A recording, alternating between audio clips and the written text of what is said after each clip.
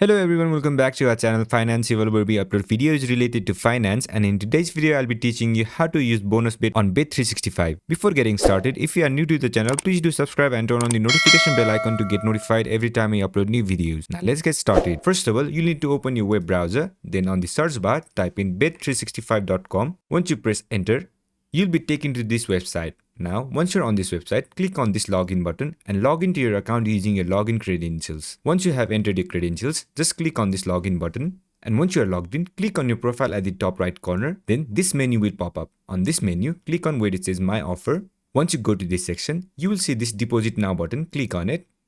Then they will ask you to enter your bank details. So go ahead and enter your bank detail, or you can link any other payment methods. Once you have done so, you'll have to deposit minimum of $10. And once you have done so, you will receive $30 as bonus. So this is how you do it. I hope this video was helpful, and if it was, don't forget to leave a like, comment and subscribe, and turn on the notification bell icon to get notified every time I upload new videos. And I'll catch you on the next one.